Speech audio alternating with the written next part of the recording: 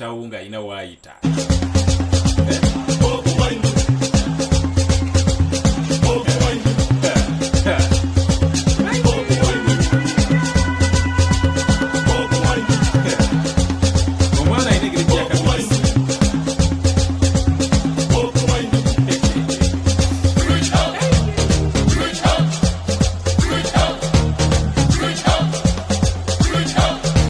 Yes, ngambe kentandike naka music ako kuba kayina engeri gikazi okusaamu emisuwa n'obadde okooye n'obadde manyi waliwo ba comrades waffe abatera okubeerawo ng'aweddemu amaanyi kale nga oba alaba ebintu tebitambula nga wabyagala naye omubira akayimba kanagamba bro kyekyo nkoze kino nga vibe negenda mu 180 misuwa gye gyonna ne gizuukuka just to tune eno yokka.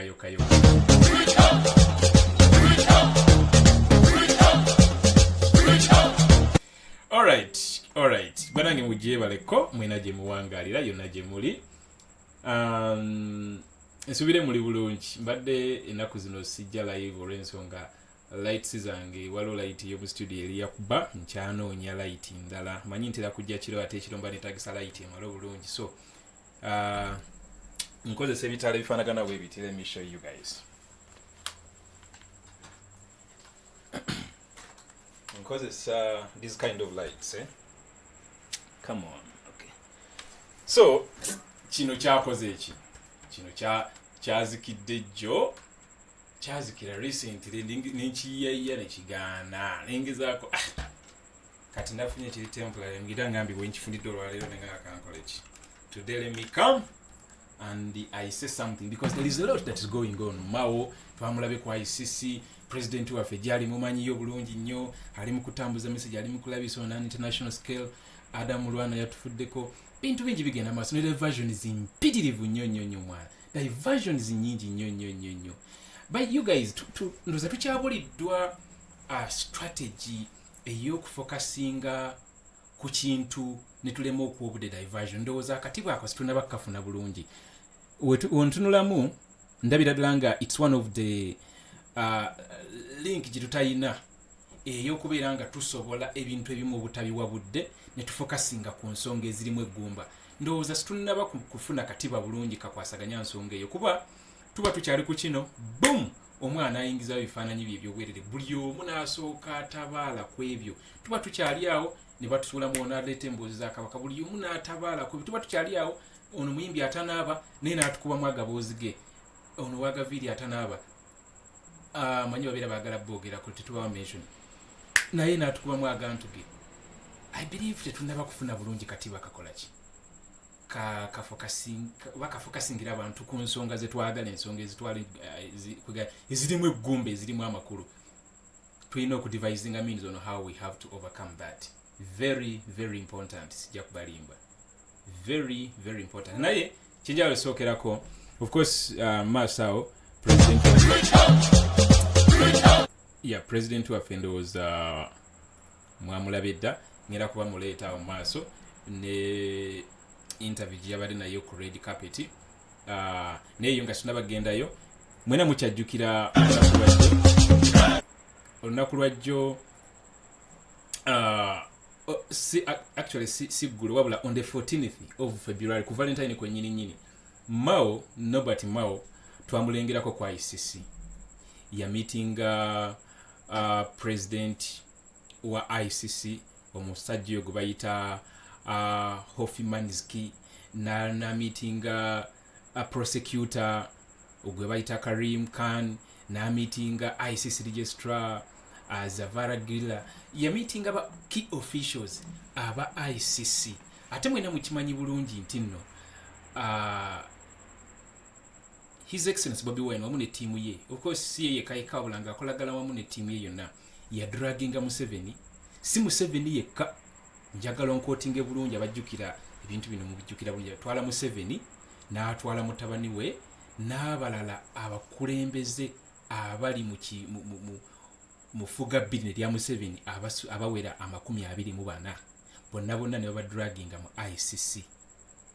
Kati of course ensonga nyingi ezigenda maaso mu ICC wakyaliyo emisango gya Koni bakyayiga Koni ku ssaawa eno bikyali bingi ebigenda maaso. You can anticipate nti ebyatutemawo maybe si kino naye mwalabeyo badignitaries ab'enjawulo of course nga tewasobola butabeerawo ki question mark kubajjukira nti Mao yakadefectinga okuva mu DP okuva mu opposition nakola ki nayingira NRM nga yatundayo kibiina kye ekya Democratic Party in exchange ne position gyalimu ya Minister of Justice. Kati such a person aba ayina kukola bukubirire to appease his master, aba ayina kukola bukubirire kwegamba aba ayina okulaga master we nti why bino bindekere nsolo bikwasaganya. Mwena bwena mujjukira Mao omudumu engeri gye yagukyusaamu n'atandika ogututunuuliza ne yeetuuma ne simanyi one man's army olwo omudumu agutunuuliza Kyagulanyi Ssentamu Robert president waffe ng'amukeererako amusiibako n'amunnyukirako ng'oyinza okugamba nti no taliggwamu gaasi talikendeera kata kimanyi nti nno kwali mu kukuba mitima gyakaluba buli weerijja ku president waffe Bobiwine oba omala biseera oli yajja akimanyi ebina byonna nga bimanyi wala nga tabawabudde. So Mao naye yamala n'akola ki n'amukonokako kugana amukunkako yakupa n'akuba n'avuma omusajja omukulu ne yeetyobola naye ng'abalaka ki abalaka faako yes n'amala n'akafuna. Naye kati kyembadde nkugamba nti alina okukola bukubirire okulaba nti nno asanyusa mukama we. Emboozi gye yabaddemu oba meeting zaalimu n'abasajja ne ba officials ba ICC tosobola kumanya naye nga ngenda baleetera lawyer wa ICC ali musango gaffe ali musango ogwo ngenda muleeta in one of these days asooke atutemeretemere ensonga zino because it is really very important. Mujjukire nti twasigaliza byekwatirako ffe nga ffe eno ku social media tewali n'omu asobola bba kukyaliza ku television ziri eza mainstream tojja basangayo ku NTV oba BBS oba wa ffe tubanoonya era nkusuubiza tegenda kumala week actually ne weekend neyinza obutasukka nyina okubaleetera oyo asooka abannyonnyole bulungi kiki ekya transpirinze ku ICC nga Mao agenzeeyo kuba tulowooza nti no yagenze babuuzaako nti abaayi muli mutya muyina ku byokulya oba tubaleetereyo nti abaayi mugamba kimugyebalekere tiyagenze bakubirawo kubizika baayi nti amalaako muwe Uganda ebyamututte biyitirivu nnyo naye ekimu ku byo tekisobola kubanga tekyekwasaganya ku musango ogwo oguliyo tekisobola kubanga tekyekwasaganya ku musango ogwo oguliyo.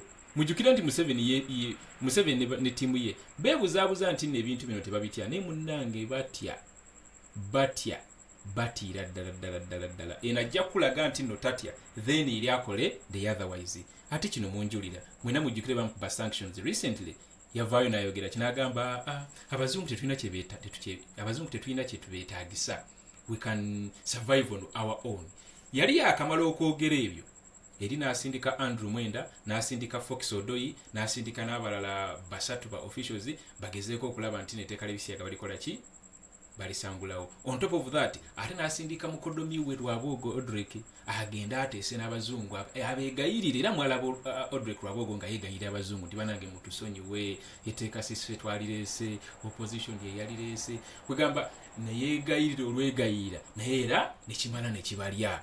On the 1st of January 2024 Uganda ne bagigoba mu AGOA akatala ako Uganda kebadde etwalamu ebyamaguzi ebisuba mu 1,800 nga tebigibwako musolo ate ngaera of course business zaabwe badde basinga bijjukira kutwalayo coffee biki ebintu vanilla ebintu ebito revenue abadde ava abadde mungi nnyo ekyo ne kibanga kyakola ki final nekimane kibakola kine kibalya naye nga bagezaako era okuteekawo fight. Anyway subscription ya AGOA eggwako mu 2025 oba n'aba bagiri new wins Africa contract gye yakola ne United States eggwako mu 2025 maybe naye of course bagiri new winga kuba America efunamu ne Africa efunamu so maybe bayinza okuba abaala ekyo ne bagamba okay for these remaining years katukiveemu tujja kulaba new terms nga tusigninga new agreement tunaba tujja kuba tulaba naye nga yetuvuddeyo point ebadde nti batya tulowooza nti no tebatya batya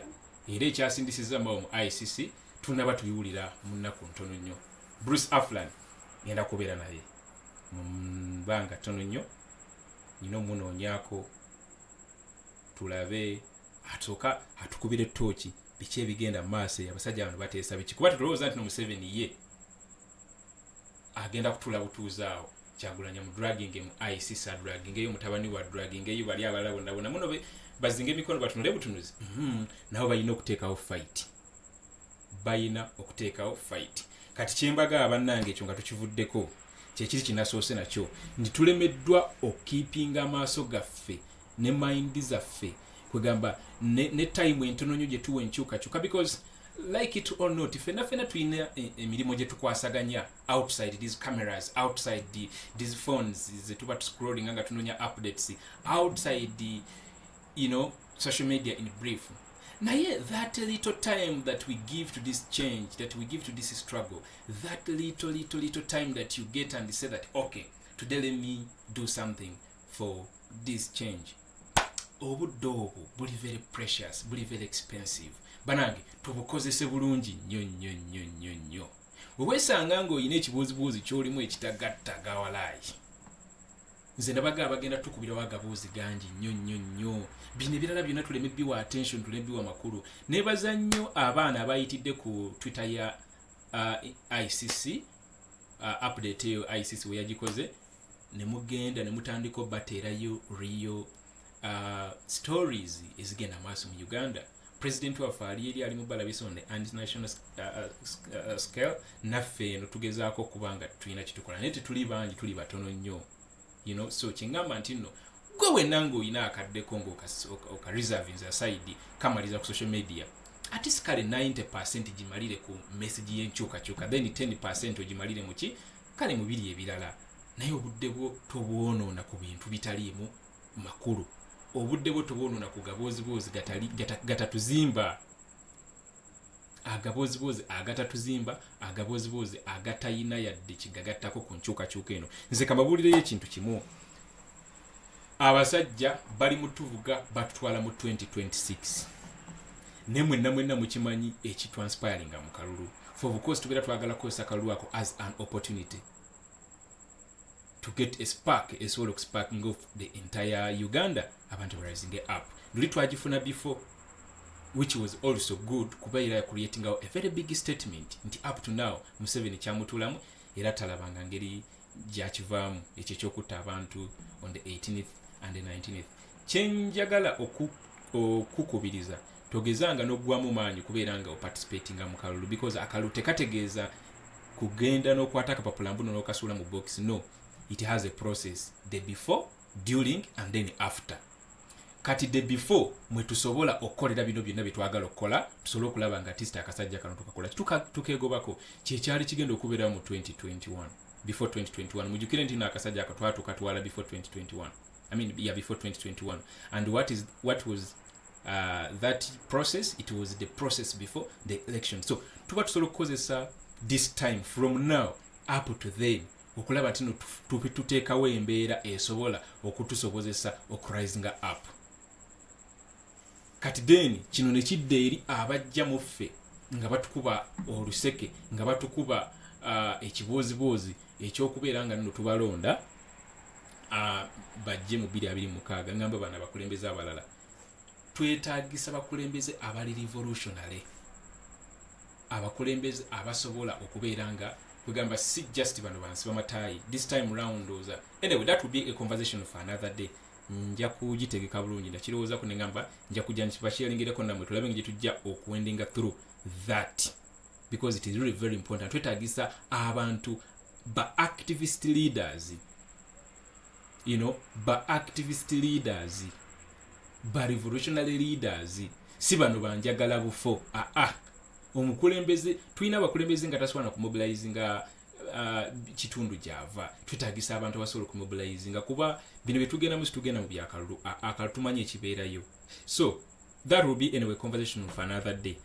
Let me take you to our president's interview yabadde nayo ku red carpet yayogedde bulungi nnyonyi wamu ne Babi Itungo Kyagulanyi first lady njagala bawaayo akantu kenjagala munkolere temuddangamu okuyita mukyala Museveni simanyi first lady mumuyite nga first jajja kiba kikola kuba bakaddiye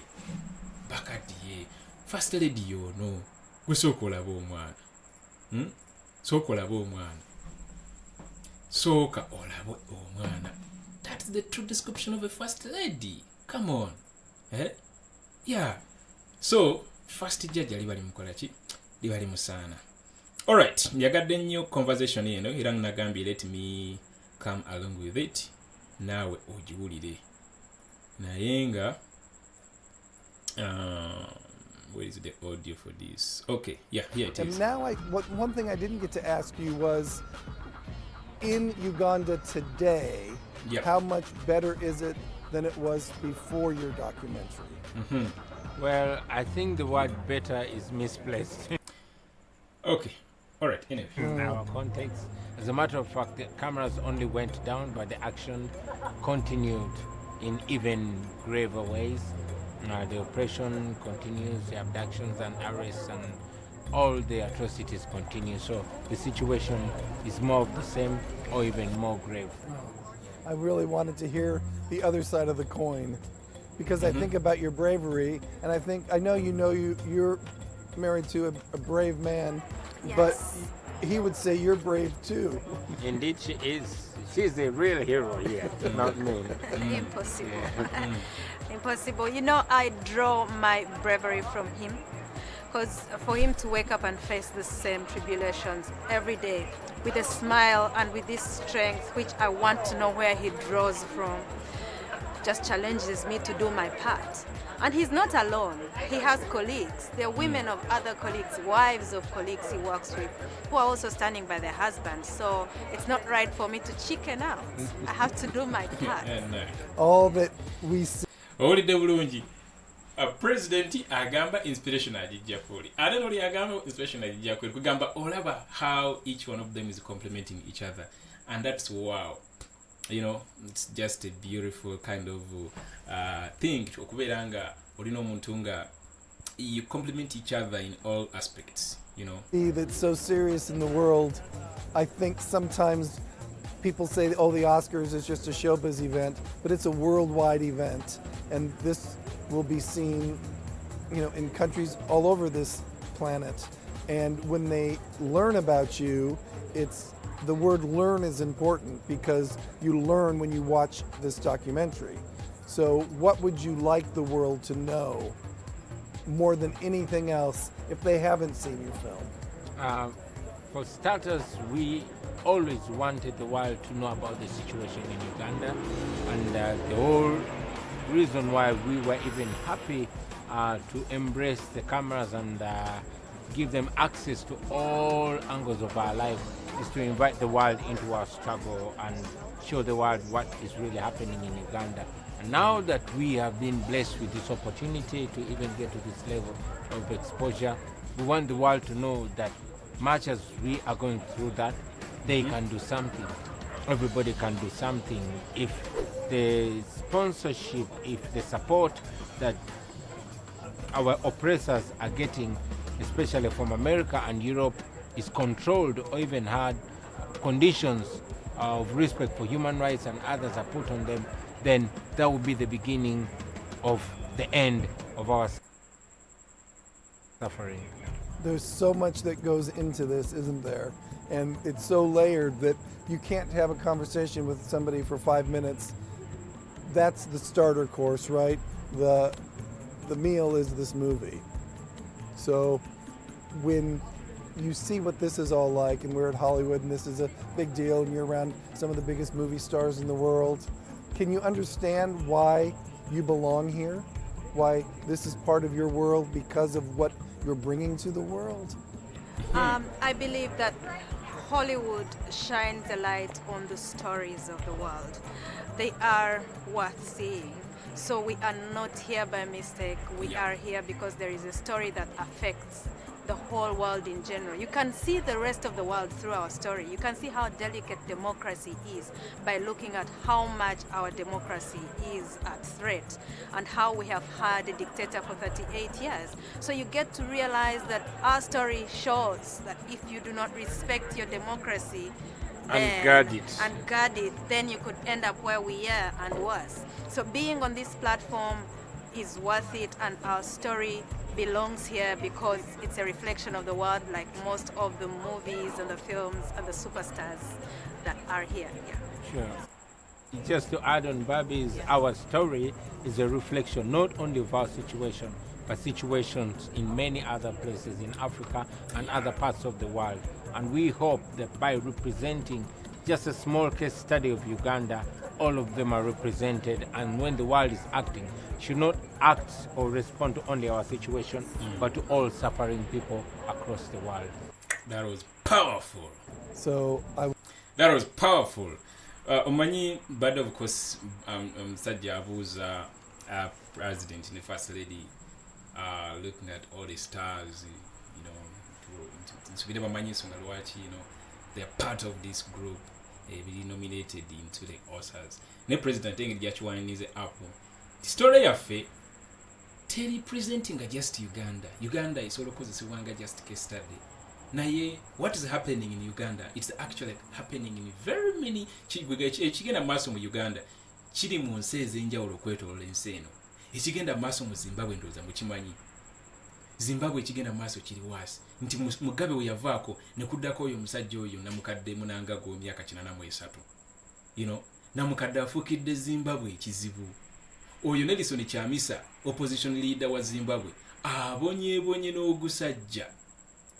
Omusajja akulyetinzewo ebibiina yava mu MDC ne bagimugobamu nga president we baali bagala mugobamu NUP, n'akulyetingawo ekibiina ekirala ne bakimugobamu, n'akulyetingawo Citizen Coalition for Change, that is CCC, era recently bakimfiltratinze ye kenyine nyini n'akivamu ngalabira ddala nga omanyi okulyetinga eki abonyeebonye n'ogusajja, you know, abonye ng'ebigenda mu maaso mu Uganda w'obiraba lwakuba kale mu Zimbabwe waliyo some semblance of democracy nti batyamu okukola ebintu ebimu nti bayinza obutatta abantu nga Museveni watta mu Uganda. Waliyo just a very small window.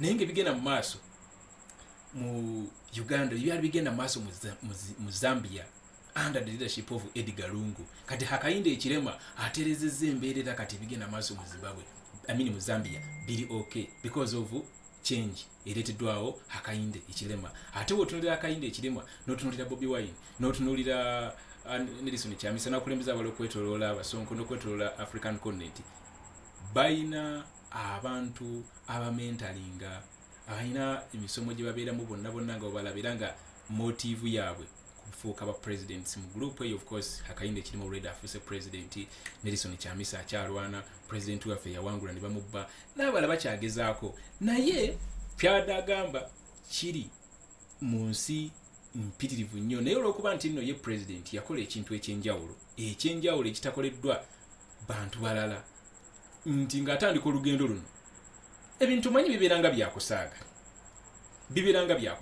nga woonajja n'ogamba nti president Bobiwine tutandika okutambulirako ku kamera nga buli kyokola tukikwata ku kamera, nti tekirina buzibu. Omanyi ebintu bibya bikola willingly, you know, tabiteekamu nnyo gundi njira bamusaba nga we yakunyumiza yagamba no kiri fine, mutandika okutufollowinga nga mukapchalinga buli kimu tekirina buzibu. Neraba ensonga gyetuuse ku ssaawa eno atudde on the red carpet ku ABC.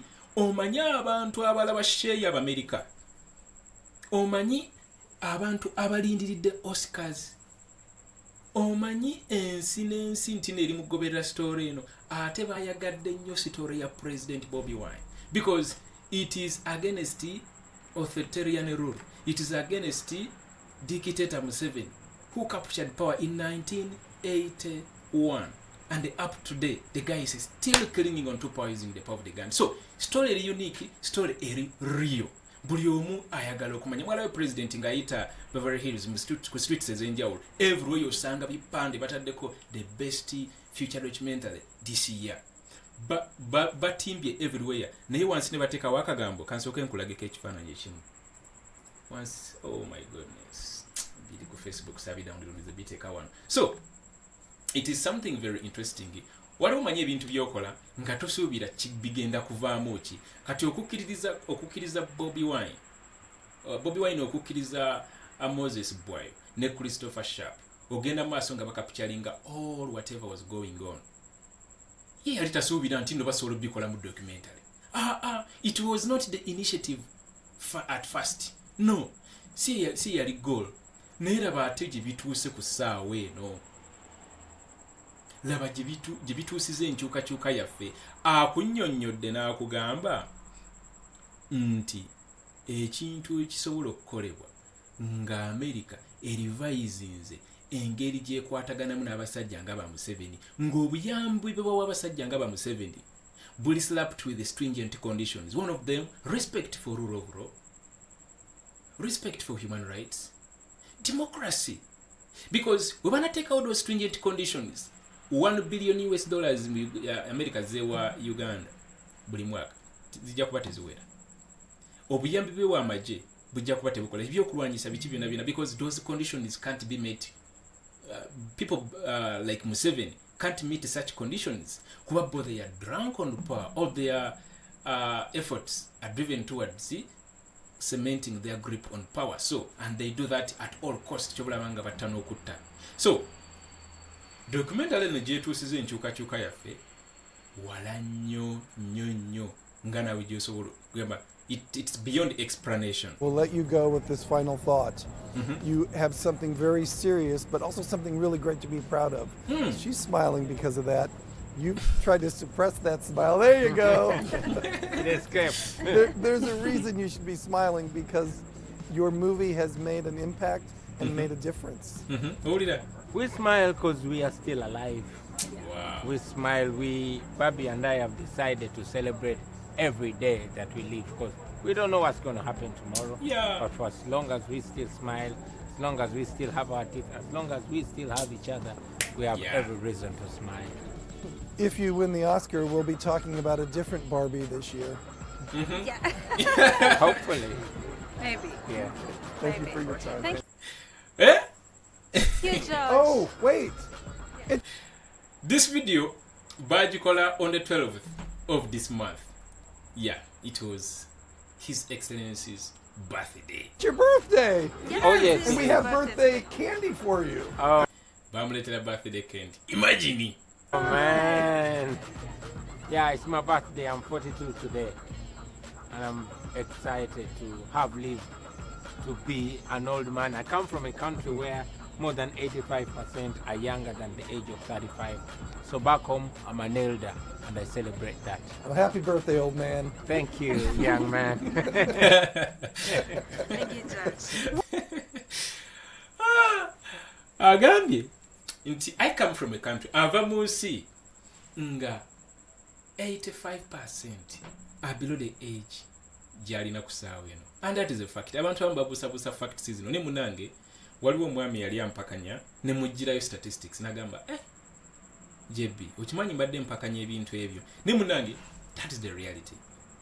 Uganda, the 35% are actually they constitute 85% of the entire population of Uganda. His Excellency Kyagulanyi joined politics in 36, kati 42. Akugambye nti ava mu nsi nga abantu b'emyaka egyo babayita bakadde. We'll be talking about a different Barbie this year. Naye kano ke kasinza okunyumira. As we still have each other, we have every reason to smile. If you win the Oscar, we'll be talking about a different Barbie this year. Yeah. Hopefully. Maybe. Yeah. Thank you Maybe. for your time. Thank you, George. Oh, wait.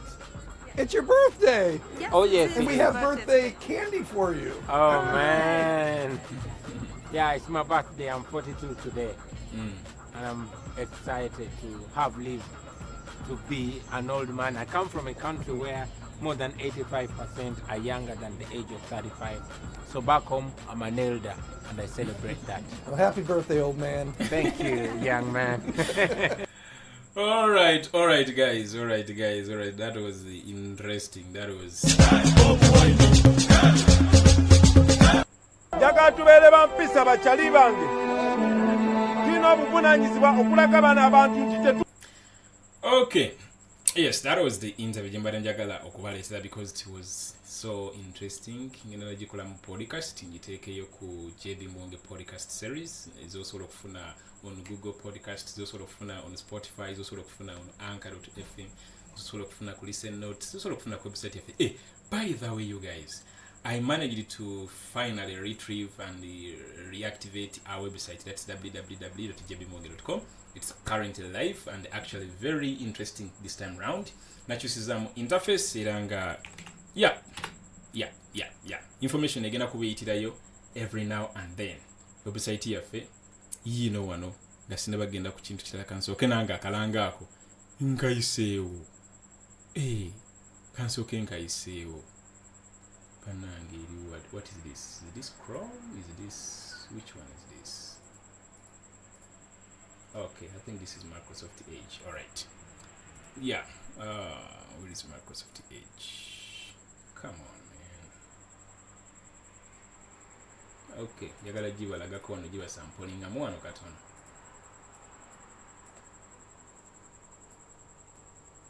Okay, here it is.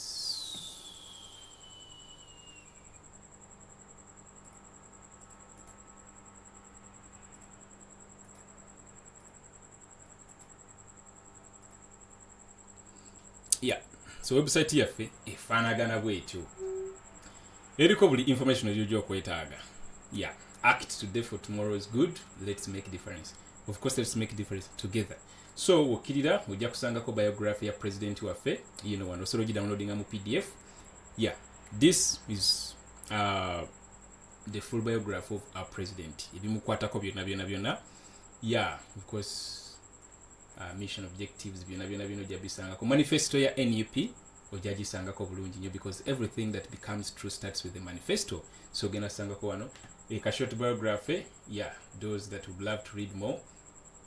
Then and of course wogenda ku menu ojasangayo some latest news and yeah, ojasangayo some latest news ojagasangayo. Era wogabikula amawulire ago era gajja kuba gakutwala bulungi ku on the other side ojasangayo radio yaffe, that's JB Muwonge radio, era ng'osobola playinga wano bulungi nnyo. Yeah, radio ebeera active 24/7 and that is the radio. Yeah, website yeyo ni brief, osobola okukozesa website yo okuvisiting ebintu ebirala. Of course nkyateekako ebintu birala bingi. Podcast nayo kweri osobola okugenda wano mu podcast n'olaba ku solo genda ku podcast n'olaba episodes n'owuliriza episodes ez'enjawulo zonna gye ziri over 80. Yeah, mpitirivu nnyo since 2020 22, I don't remember. Yeah, that is our website. It's currently active and brand new, of course. Nakyusizamu basajja bali bantwala. So fana akakomya website, Facebook pages, YouTube, what of Facebook pages that is tanaba komawo. Nenga at least so far so good. At least we've managed to retrieve some of these platforms bali bagala okola kyokutwala for good.